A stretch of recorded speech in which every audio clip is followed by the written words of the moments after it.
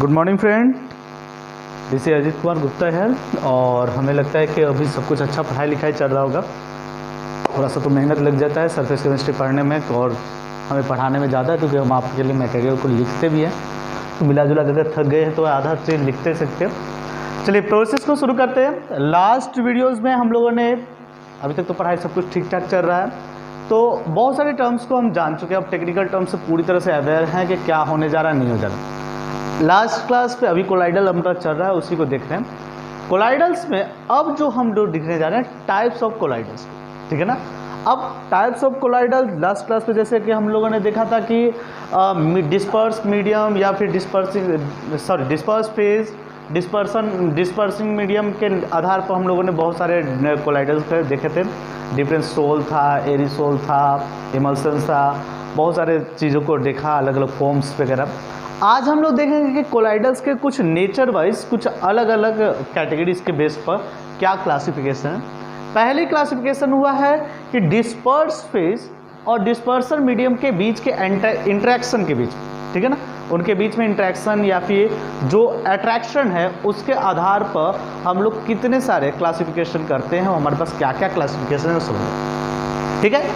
पहले समझ लिया जाए कि हमारे पास नेचर ऑफ इंटरेक्शन के आधार पर, ठीक है, नेचर ऑफ इंटरेक्शन के हिसाब से हमारे पास जो है, नेचर ऑफ इंटरेक्शन के आधार पर हमारे पास दो कैटेगरी है, लायोफिलिक और एक लायोफोबिक। फोबिया मतलब सिंपल से समझो कि डर लगना, मतलब कि दूर भागने वाली नेचर, ठीक है ना। फोबिया, ये फोबिया आप जानते हो। और लायोफिलिक का मतलब क्या हो रहा है कि फिलिक मतलब प्रेम, प्रेम मतलब टू लव। तो आप समझ लीजिए कि पहले, सॉरी इसमें दोनों चीज़ लिख दिया मैंने। लायोफिलिक के लिए पहले डेफिनेशन को लिखने की कोशिश करें। लायोफिलिक का मतलब क्या हुआ कि जब आपका डिस्पर्स फेज और डिस्पर्सन मीडिया, मतलब कि आप एक स्मॉल अमाउंट क्वांटिटीज़ को जो डालते हो लार्ज अमाउंट सेक्शन में, और उसको एक को डिस्पर्सन मीडियम बोल रहे थे और एक बोल रहे थे डिस्पर्स फेज, उनके बीच फिलिक मतलब हुआ लव। लव मतलब कि वो अट्रैक्शन बहुत ही ज़्यादा हो, गहरा हो, ठीक है, वो उसके टुवार्ड्स बहुत ज़्यादा एफिनेट हो, प्रेम करता हो, तब उनके बीच जो सॉल्यूशन कोलाइडल्स बनता है उन कोलाइडल्स को बोलते हैं लायोफिलिक, ठीक है। अब लियोफिलिक या लायोफिलिक जो आप प्रोनाउंसिएशन कीजिए, लायोफिलिक का मतलब क्या है कि अब आपका डिस्पर्स फेज और डिस्पर्सन मीडियम के बीच में अट्रैक्शन बहुत ही ज़्यादा होने वाला है। और आप जानते हो कि अगर अट्रैक्शन ज़्यादा होने वाला है तो स्टेबिलिटी बढ़ने वाली है, ठीक है ना। तो आपका नोट्स पर्पज से बेसिक इंट्रोडक्शन हुआ कि लायोफिलिक का मतलब हुआ जहाँ डिस्पर्स फेज और डिस्पर्सन मीडियम के बीच में एफिनिटी ज़्यादा हो, अट्रैक्शन ज़्यादा हो, जिससे कि उनकी स्टेबिलिटी बेहतर हो सके, तो उसको बोलते हैं हम लोग क्या, लायोफिलिक। दूसरी चीज़ है कि अगर आप पूरे तरह से, आप जानते हो कि डिस्पर्सन मीडियम में जब भी अगर water as a dispersion medium use हुआ, ठीक है, कोलाइडल्स में, तो उसको बोला जाता है हाइड्रोफिलिक सॉल्ट, ठीक है ना। तो आपका किसी भी नेचर के सॉल्ट्स की बात हो, अगर वहाँ पर वाटर, आपके लिए एक इंफॉर्मेशन टर्म्स है जिसको हमने यहाँ पर लिख दिया है, जो वाटर अगर डिस्पर्सन मीडियम में यूज हो रहा है तो आप कहोगे कि वह हाइड्रोफिलिक सॉल्ट, ठीक है ना। तो based on the nature of interaction पहली कैटेगरी कह सकते हैं लायोफिलिक। लायोफिलिक का मतलब क्या हुआ, जहाँ डिस्पर्स फेज और डिस्पर्सन मीडियम के बीच में प्रेम हो, प्रेम मतलब जहाँ एफिनिटी और अट्रैक्शन बहुत ज़्यादा हो, उसको बोलते हैं लायोफिलिक, ठीक है। और अगर प्रेम होगा तो इनकी स्टेबिलिटी बहुत ज़्यादा हो। नोट्स के पर्पज़ पर आपको लिख दिया, एक बार केवल पढ़ रहे हैं। In this type of colloidal salts, the dispersed phase has great affinity for the dispersion medium. The dispersed phase does not get easily precipitated and salts are quite stable. Obviously जो अभी बात की, ठीक है ना, वो easily precipitate नहीं होगा और quite stable salts को बनाएगा। अगली है फोबिया। फोबिया मतलब लायोफोबिया, लायोफोबिक जिसको बोलते हैं, उसका मतलब क्या हुआ कि डिस्पर्स फेज डिस्पर्सन मीडियम के बीच में एफिनिटी कुछ खास नहीं है, या फिर कभी कभी तो एफिनिटी बिल्कुल नहीं के बराबर हो, ठीक है। और आप कह रहे हो कि किसी को कोलाइडल ज़बरदस्ती घोल दिया, जैसे कि आप क्या करते हो, मिल्क शेक, बादाम शेक बनाते हो, तो उसमें आप क्या करते हो कि बादाम को, किशमिश को डाल देते हो, तो वो किशमिश सॉल्यूशन के साथ कोई अट्रैक्ट नहीं करते, बिल्कुल ही अलग है, उथल पुथल अलग अलग है, ठीक है। तो उसको कहा जाता है लायोफोबिक, ठीक है। लायोफोबिक मतलब क्या हुआ कि वहाँ पर डिस्पर्स फेज और डिस्पर्सन मीडियम के बीच में कोई भी अट्रैक्शन नहीं होने वाला, ठीक है ना। यहाँ पर लिखा हुआ है in this type of salts disperse phase has little affinity for the dispersion medium, दो सॉल्ट्स इजीली प्रेसिपिटेटेड। अब प्रेसिपिटेशन क्या होता है, ऑब्वियसली बेसिक साइंस के हिसाब से आप जानते होंगे कि प्रेसिपिटेशन का मतलब क्या होता है कि जिसको आप छान करके निकाल सकते हो, अलग वो तैरता हुआ पार्टिकल आपको नजर आता है, सस्पेंशन पार्टिकल, ठीक है। प्रेसिपिटेट से on the addition of a small amount of electrolytes and heating और सेकिंग, मतलब उसको केवल हिला करके या फिर हल्का इलेक्ट्रोलाइट्स को डाल करके, ठीक है, हीट करके आप प्रेसिपिटेशन अलग फिल्टर कर सकते हो, उसको अलग कर सकते हो, उसको बोलते हैं लायोफिलिक कोलाइड्स। अगर इस दोनों के बीच के डिफरेंस को देख रहे हैं, जो कि बोर्ड के एग्जाम से बहुत ही ज़्यादा इंपॉर्टेंट है, जिसको हमने कैटेगराइज किया है और इसीलिए बेसिक डेफिनेशन को थोड़ा छोटा रखा और कैटेगराइज डेफिनेशन डिस्टेंस के आधार पर मैंने समझाने की कोशिश की। अगर डिस्टेंस देखें तो यह है they are irreversible solution, lyophobic के बारे में बोला जा रहा है इरिवर्सिबल, और दूसरा बोला जा रहा है दे आर रिवर्सिबल। शायद आपको रिवर्सिबल इरिवर्सिबल अभी नहीं बताएं, तो इस साइड को हमको इरेज करना पड़ेगा ताकि हम रिवर्सिबल इरिवर्सिबल को क्लियर कर सकें। स्क्रीनशॉट ले लीजिएगा नोट्स में और इसे एक बॉक्स टाइप के कंटेंट में लिखने की कोशिश कीजिएगा, जो भी हम रिवर्सिबल इरिवर्सिबल को अभी डिस्कस करेंगे।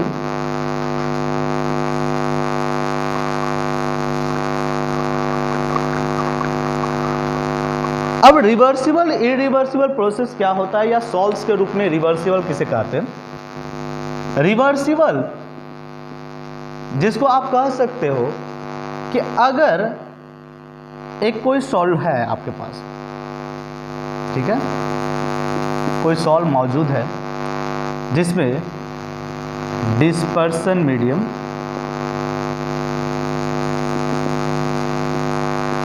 डिस्पर्स फेज, ठीक है।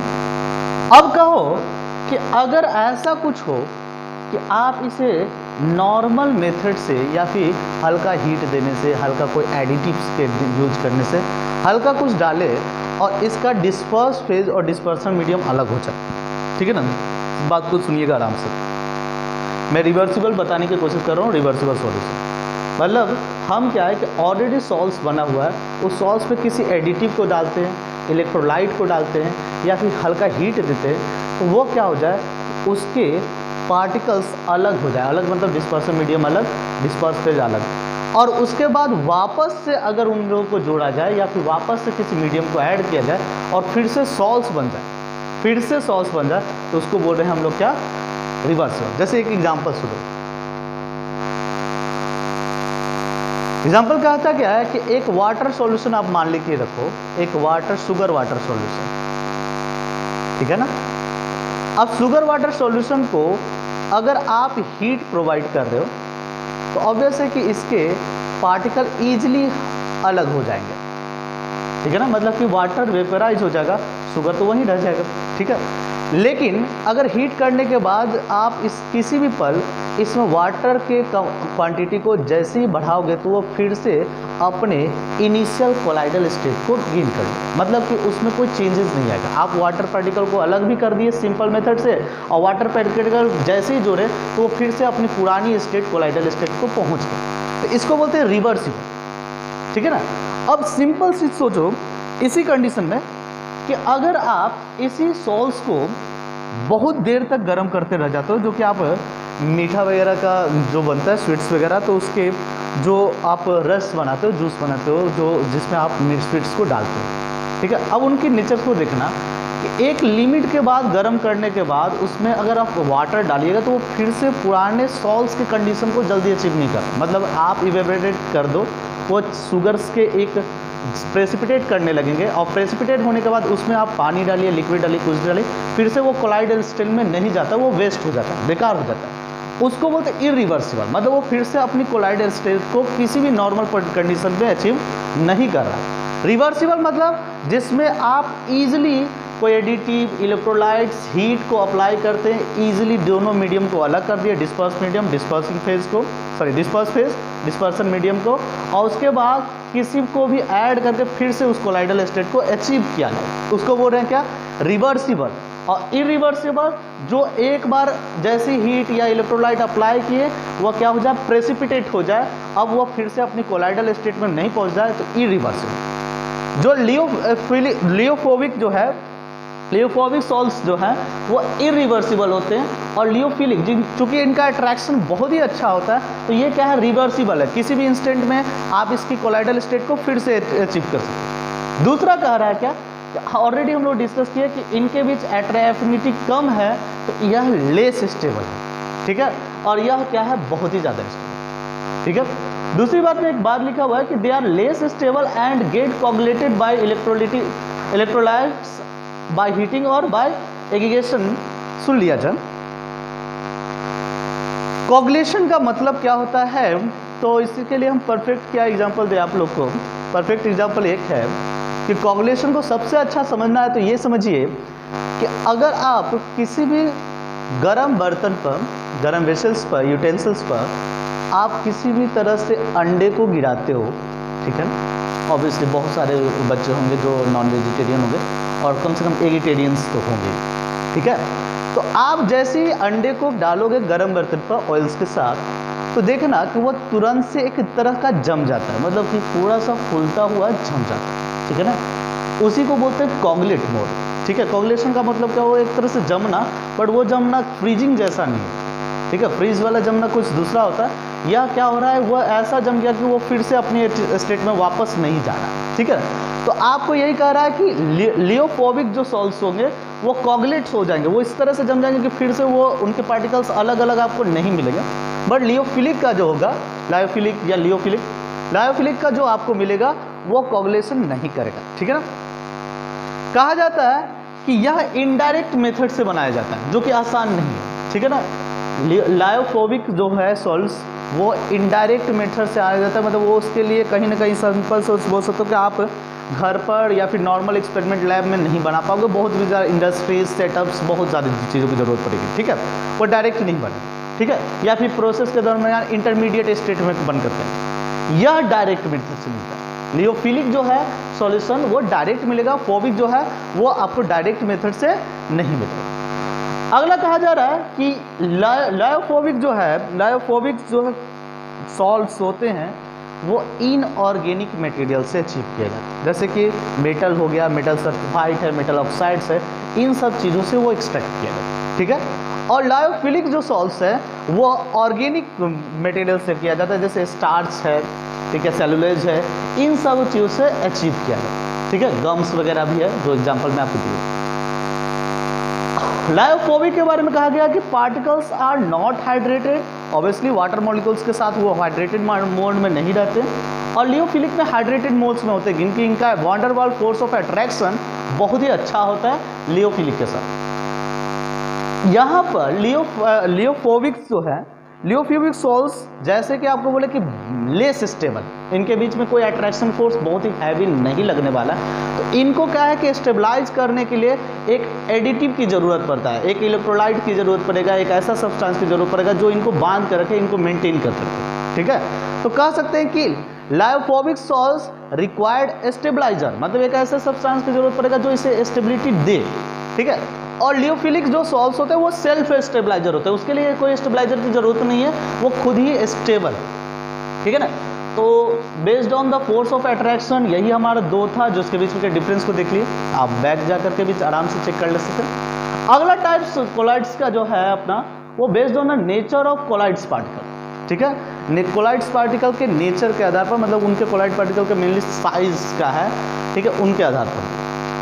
पहला है multi molecular colloids. Multi molecular colloids का मतलब क्या है कि जहाँ पर आप समझो कि ऐसे कोलाइड्स जो एक साथ होते हैं बट उसमें बहुत छोटे बहुत ही छोटे पार्टिकल्स और बहुत ही ज़्यादा मात्रा में एक जगह एग्रीगेटेड होते हैं, एक जगह जुड़े होते हैं, और उसके साथ वो कोलाइड मिलते हैं, मतलब आपको कम पार्टिकल्स नहीं मिलेंगे, जब मिलेंगे बहुत ही बड़ा संख्या में मिलेंगे, और उनकी साइज जो होगी पार्टिकल की वो बहुत ही ज़्यादा छोटी होगी, ठीक है। जैसे कि एग्जांपल में दिखाया गया है कि गोल्ड सोल्स जो होता है, गोल्ड सोल्स मतलब कि आप जैसे गोल्ड का लीजिएगा तो उसमें बहुत ही छोटे एरिया में बहुत सारे गोल्ड एटम्स रहेंगे, या फिर सल्फर भी है जो वंडरबॉल फोर्स से बना हुआ है, जिसके कोलाइडल से इसमें बहुत ही छोटे छोटे पार्टिकल्स भरे रहेंगे, ठीक है ना। तो ये है multi molecular colloids. Micro molecular macro word का मतलब क्या होता है, जो इजीली विजुअल होता है, ठीक है। नेकेड आइज से विजुअल है, तो नेकेड आइज से विजुअल का मतलब क्या है कि जिसकी पार्टिकल्स की संख्या ज़्यादा होगी, या फिर मास ज़्यादा होगा, या फिर साइज ज़्यादा होगा, ठीक है। और मास साइज ज़्यादा होने का मतलब हैवी वेट वाले मास के होंगे। तो यही है मैक्रो में क्या है कि इनके डायमेंशन बहुत ही ज़्यादा होते हैं, और यह क्या है कि ईजिली आपको दिख जाता है, जैसे सेलुलोज है, प्रोटीन है, इजीली मतलब नेकेड आइज से नहीं, मतलब मॉलिक्यूलर साइज के तुलना में यह साइज बड़ा होता है। जैसे मल्टी मॉलिक्यूलर में एक बात यहाँ पर और लिखा हुआ है कि मॉलिक्यूलर साइज 1 नैनोमीटर से छोटा होगा, ठीक है। और इस केस में मॉलिक्यूलर साइज एक थोड़ा सा सिग्निफिकेंट मिलेगा, बड़ा मिलेगा, और इसके जो मॉलिक्यूल्स होंगे या फिर बोल सकते हैं पार्ट होंगे वो हैवी वेट होगा, जैसे स्टार्च है, प्रोटीन है, सेलुलोज है, या फिर आप पॉलीमर जानते हो कि एक मॉलिक्यूल बहुत ही बार रिपीटेड एडिटिव होते हैं, तो ये लार्ज मॉलिक्यूल्स फंक्शन में रहेगा, ठीक है। अगला है एसोसिएटेड कोलाइड्स। एसोसिएटेड कोलाइड्स भी मल्टी मॉलिक्यूलर कोलाइड्स जैसा ही है, ठीक है, जो हायर कंसंट्रेशन बिहेव करता है। जैसे तो एक बार जस्ट नोट्स के थ्रू जाए, they are certain substance which behave as normal strong electrolyte, मतलब कि नॉर्मल कंडीशन में, लो टेम्परेचर में, लो कंसंट्रेशन में, या एक नॉर्मल इलेक्ट्रोलाइट जैसा बिहेव करें। बट अगर आप हाई कंसंट्रेशन में इसको लेके जाएं तो ये एग्रीगेट होकर के कोलाइड की तरह बिहेव करने लगे, ठीक है ना। नॉर्मली यह एक इलेक्ट्रोलाइट है, बट अगर आप इसको हाई कंसंट्रेशन में लेते हैं, जो कि यहाँ पर behaves as colloid solution due to the formation of aggregate particles, such colloid higher concentration पर ये आपको कोलाइड सॉल्यूशन की तरह बिहेव करेगा, और नॉर्मल लो कंसंट्रेशन पर यह एक नॉर्मल पार्टिकल। जैसे कि एग्जांपल में आपके सामने है क्या, सोप है, डिटर्जेंट है, और इस केस में आप समझ लीजिए कि यहाँ पर जो पार्टिकल एग्रीगेट होते हैं, पार्टिकल जो जुड़ते हैं, ठीक है, जो नॉर्मली इलेक्ट्रोलाइट्स है, बट कंसंट्रेशन हाई हुआ, जो पार्टिकल जुड़ करके इनको कोलाइड्स बनाते हैं, उन पार्टिकल्स के फॉर्मेशन को, ठीक है, कोलाइड्स के फॉर्मेशन को, एग्रीगेटेड पार्टिकल्स को मिशेल कहा जाता है, जो आप क्लास 10th में सोप या डिटर्जेंट्स के अंदर पढ़ेंगे, मिशेल फॉर्मेशन, ठीक है ना। हम जस्ट आगे के पार्ट में आपका मिशेल फॉर्मेशन देंगे, जस्ट बोर्ड को साफ कर लेते हैं, उसके बाद आगे वीडियो को कंटिन्यू करेंगे, ठीक है।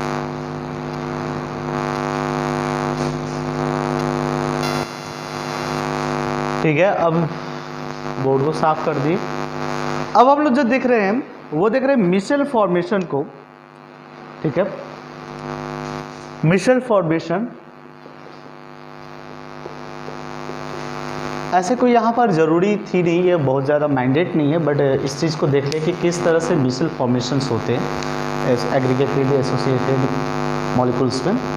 यह एक नॉर्मल टाइप का एक सोप है, सोडियम ओलिएट, ठीक है। क्लास 10th में भी पढ़ना था, बट बहुत सारे बच्चे हैं जो 10th में केवल पढ़ते हैं, उसके बाद उस सारे कंटेंट को डिलीट कर देते हैं अपने माइंड से, तो उनके लिए यह रिपीट करना ज़रूरी है।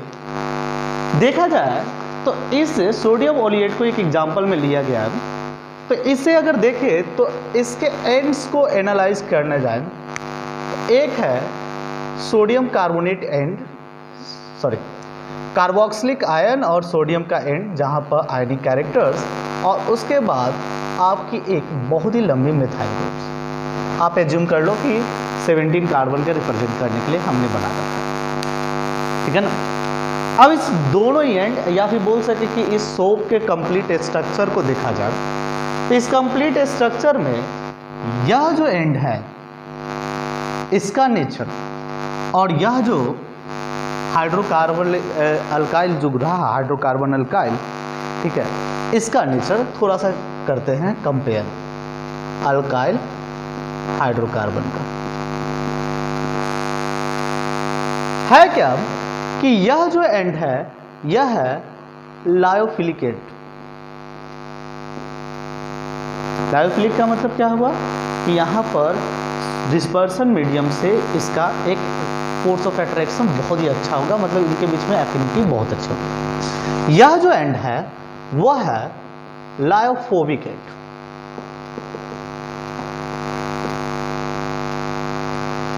ठीक है। अब थोड़ा सा इसको लायोफोबिक को थोड़ा सा देख लें। हम लोग जनरली सोप को यूज करते हैं कपड़े को वॉश करने, ठीक है। तो कपड़े को वॉश करने के लिए हमारा जो डिस्पर्सन मीडियम होता है वो है वाटर। तो हम इसको कह सकते हैं कि यह लायोफिलिक मतलब कि हाइड्रोफिलिक एंड हुआ, ठीक है, और ये लायोफोबिक मतलब हाइड्रोफोबिक एंड।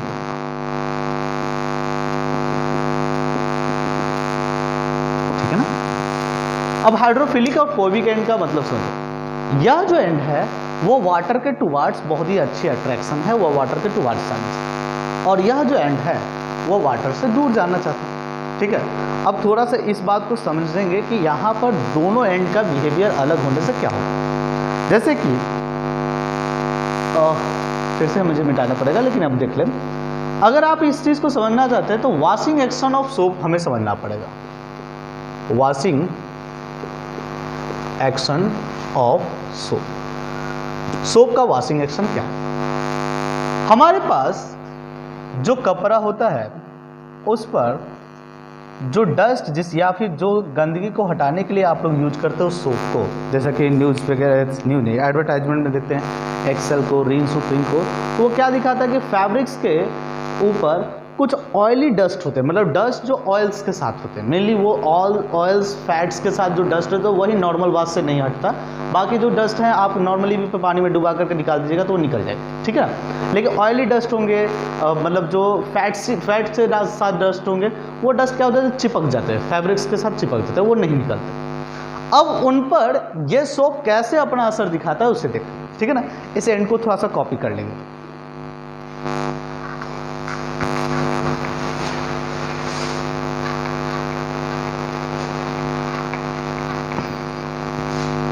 अब सोडियम ओलिएट जैसा सोप क्या करेगा कि अपने अभी जो सोडियम ओलिएट को जनरेट किया था, तो समझो कि एक डॉट से हम कार्बोक्सिलिक एंड को रिप्रेजेंट कर रहे हैं, और यह जो जिगजैग लाइंस है वो हाइड्रोकार्बन वाला पार्ट, ठीक है ना। अब क्या होगा कि जैसे ही हम लोग वाटर में इस कपड़े को डालते हैं और उसके साथ साथ सोप को यूज करते हैं, तो सोप के बहुत सारे ऐसे जो ये आयंस हुए, ठीक है, Na+ से माइनस, ठीक है, ये मॉलिक्यूल्स जो आपको दिख रहे हैं ये वाटर में इन करेंगे, ठीक है ना। सब जगह Na+ नहीं लिखा, लेकिन आप मतलब समझ जाइएगा, ये वाटर में इन कर रहे हैं। अब इन करने के बाद क्या होगा कि जब ये मॉलिक्यूल्स आते हैं तो यह एंड वाटर से भागना चाहता है, क्योंकि यह हाइड्रोफोबिक एंड है, ठीक है। लेकिन इस एंड की एक खासियत है कि यह ऑयल और फैट्स के साथ एसोसिएट होना चाहता है। जो भी वाटर से भागते हैं वो ऑयल और फैट के साथ जुड़ जाते हैं, ठीक है। अब जैसे ही कपड़े के ऊपर ये सोप को प्रयोग में लाते हो तो यह एंड वाटर से बचने के लिए इसे ऑयल डस्ट दिखता है, ठीक है ना। यहाँ पर क्या है अपना डस्ट प्लस ऑयल, ये हमारा क्लॉथ, ठीक है। अब डस्ट दिखता है, ऑयल डस्ट, तो क्या होता है कि ये मॉलिक्यूल्स अपने आप को वाटर से बचाने के लिए तेजी से इनके साथ जुड़ना शुरू करते हैं। अब जुड़ने का मतलब क्या है कि ये डस्ट जो वाटर कपड़े के साथ अभी लगा हुआ था, उनको मॉलिक्यूल्स ने क्या किया है, जोड़ना शुरू किया है अपने साथ। मतलब कि मॉलिक्यूल्स ने जो मॉलिक्यूल है आया जुड़ा, आया जुड़ा, आया जुड़ा, आया जुड़ा, और हर एंड से जुड़ने की कोशिश की। अब हर एंड से जुड़ने का मतलब समझो, मॉलिक्यूल्स आए जुड़ रहे हैं, चूंकि ये हैवी मॉलिक्यूल्स है, बहुत बड़ा मॉलिक्यूल्स है, तो उस एंड पर, दूसरे एंड पर हैवी वेट होने के कारण वो डस्ट या ऑयली फैट्स को थोड़ा सा ऊपर उठाना शुरू करता है। मतलब कि क्लॉथ्स के फैब्रिक्स के ऊपर से उठाए, धीरे धीरे करके उसके सरफेस से उठा रहा है, ठीक है ना। ये डस्ट अपना था। कुछ पल के बाद देखें तो कुछ पल के बाद कपड़े पर ऐसी सिचुएशन होगी और हमारा डस्ट अब क्लोज हो जाएगा बहुत सारे ऐसे छोटे छोटे या फिर बड़े बड़े सिमिलर टाइप्स के मॉलिक्यूल्स, ठीक है ना, सेम मॉलिक्यूल्स। थोड़ा सा वॉशिंग एक्शन को समझा जाए। हमने कहा कि जैसे ही कपड़े के ऊपर जो डस्ट होता है और हम उसके ऊपर सोप प्रयोग करते हैं, तो सोप का ये एंड अपने आप को बचाने के लिए, वाटर से दूर भागने के लिए ऑयल की तरफ जाना शुरू करता है। ऑयल की तरफ जाने का मतलब क्या है कि एक छोटे से जगह में अगर घुसेंगे तो एक घुसा, एक छिपा, दूसरा छिपा, तीसरा छिपा, और जैसे ही छिपते छिपते छिपते छिपते क्या हो रहा है कि यह जो डस्ट जो आपके फैब्रिक्स के साथ चिपका हुआ था, अब वो उसके सरफेस को छोड़ना शुरू कर रहा है। ठीक है, धीरे धीरे देखो ये उठ रहा है और आगे जा करके उसको पूरी तरह से छोड़ दिया। अब कपड़ा हमारा साफ हो गया, वहाँ का डस्ट गायब, और हमारे डस्ट जो है अब कैद हो गए हैं, लॉक हो गए हैं एक कंप्लीट स्ट्रक्चर में। ठीक है, और कंप्लीट स्ट्रक्चर में देखो बहुत सारे मॉलिक्यूल्स के होने के कारण इन स्ट्रक्चर का वेट इतना ज़्यादा होता है कि अब ये पानी में ऊपर या कहीं पर तैर नहीं सकता, अब ये सीधे नीचे बैठे। इसलिए कपड़े कभी भी धोते हो या फिर आप सर्फ के साथ डालते हो तो देखना कि बाल्टी के नीचे तल में बॉटम्स पर बहुत ही ज़्यादा गंदगियाँ जमा हो जाते हैं। उसके पीछे वजह है कि यह जो फॉर्मेशन होगा इसका वेट बहुत ही ज़्यादा होगा, और ये वेट हैवी होने के कारण वो क्या करेगा, वाटर के लेयर के सबसे बॉटम में जाकर के सेटल हो जाएगा। ठीक है ना, इस टर्म्स को ही कहते हैं मिसेल। ये जो पार्टिकल का एग्रीगेशन एसोसिएशन है इसी को बोला जाता है मिसेल, जिसे आपको समझाने की कोशिश की। तो आप रफली देख सकते हैं, या फिर बहुत सारे और भी एनिमेशन वीडियो आपको यूट्यूब पर मिलेगा जिस पर देख सकते हैं। ठीक है ना, तो इस वीडियोस के लिए इतना ही। आप रफली बनाइए क्योंकि बहुत ज़्यादा इंपॉर्टेंट नहीं है इस टॉपिक पर। आप रफली मिसेल फॉर्मेशन को बना लीजिएगा स्क्रीनशॉट कर ले। ठीक है, thank you, have a nice day.